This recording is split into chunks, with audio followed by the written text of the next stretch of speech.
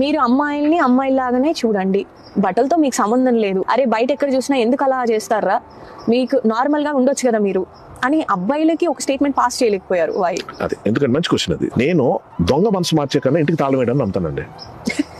అది ఈజీ. నాకు నా చేతిలో ఉన్న పని ఇది.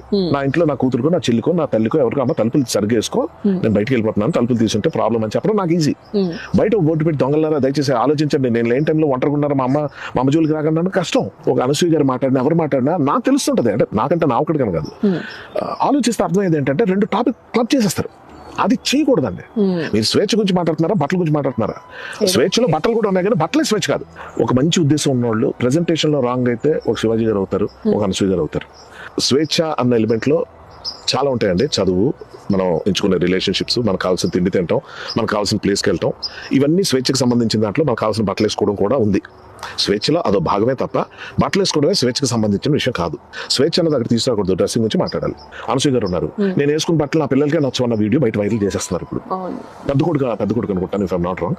పెద్ద కొడుకు ఇప్పుడు అంటాడంట, అమ్మా నీకు ఇలా డ్రెస్సులు బాగలేవు, నేను చూడలేకపోతున్నాను. ఆవిడ అంటదంటే అరే నా ప్రాబ్లం రాదు, నా ఇష్టం వచ్చినట్టు తయారవుతానని ఆవిడ కొడుకు చెప్తాం అన్నది పాయింట్. అక్కడ కమెంట్స్ ఏమంటున్నారు, బయట వాళ్ళు అంటున్నారు, నువ్వు వినట్లేదు. తల్లిదండ్రులు చెప్తున్నారు, వినట్లేదు. నీ కడుపును పుట్టిన పిల్లాడే నీ డ్రెస్సింగ్ ఇబ్బంది అంటున్నాడు నువ్వు. అంటే ఇది ఎందుకు చెప్తున్నానంటే, స్వేచ్ఛ గురించి మాట్లాడేటప్పుడు టు సబ్మిట్ ఫైనల్ గా చెప్తున్నాను, స్వేచ్ఛలో మీ బట్టలు అన్నది వస్తుంది కానీ బట్టలు వేసుకోవడమే స్వేచ్ఛ కాదు. దయచేసి దాని పక్కన పెట్టండి ఈ టాపిక్ ని.